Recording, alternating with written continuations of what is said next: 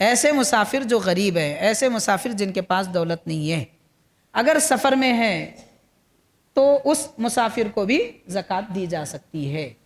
اب یہاں زمانہ قدیم سے مان لیجئے کہ تقریباً 400-500 سال پہلے سے فقہا علماء دین نے فرمایا کہ دینی مدرسوں میں جو طلبہ پڑھتے ہیں، جہاں پر ہاسٹل ہوتا ہے یا ہاسٹل نہیں بھی ہوتا مگر وہ اپنا وطن، اپنا گھر بار، والدین سب کو چھوڑ کر علم دین حاصل کرنے کے لیے، عالم بننے کے لیے کسی ایک مقام پر آ جاتے ہیں، وہاں ان کے کھانے پینے کا کوئی بندوبست نہیں ہوتا، وہ خود کمائی نہیں کرتے، ان کے پاس خود نصاب کا مال نہیں ہوتا، تو دینی مدرسے میں پڑھنے والے طلباء، علماء دین، طلباء دین، یہ ابن السبیل میں ہیں، مسافرین میں شامل ہوتے ہیں۔ اس اعتبار سے کہا جاتا ہے مدرسوں کو زکوٰۃ دو۔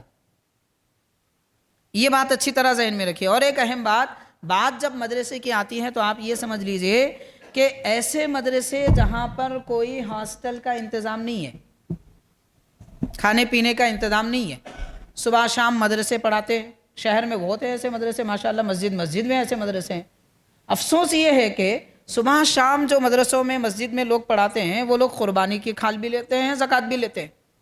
کیا کر رہے ہیں جناب؟ نہیں، ہم مدرسہ چلا رہے ہیں۔ کیا رہے ہیں آپ؟ یہ پیسہ لے کے کیا کریں گے؟ استاذ کی تنخواہ دیں گے؟ حرام ہے۔ زکوٰۃ اور قربانی کی کھال کی قیمت کے بدلے میں جو پیسے آتے ہیں، زکوٰۃ کی جو قیمت آتی ہے یا صدقہ کا جو پیسہ ہوتا ہے، وہ کسی تعمیر میں لگانا، کسی کی تنخواہ میں دینا یا کوئی اور کام میں صرف کرنا جائز نہیں ہے، حرام ہے۔ نہ دینے والے کی زکوٰۃ ہوئی، وہ دینے والا تو خیر چلا گیا بیچارہ، مگر لے کے یہ خرچ غلط جگہ خرچ کرنے والے گناہ گار ہیں۔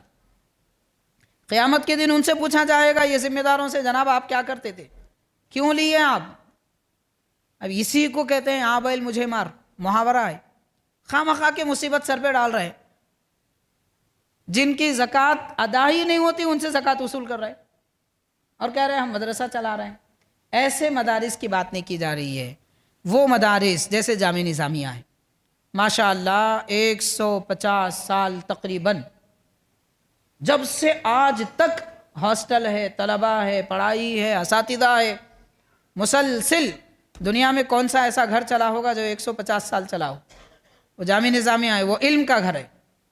تو علم کا گھر ہے، ایسے بڑے بڑے ادارے ہیں، مدارس ہیں، ایسے مقامات پر اپنی زکوٰۃ زیادہ دینا چاہیے۔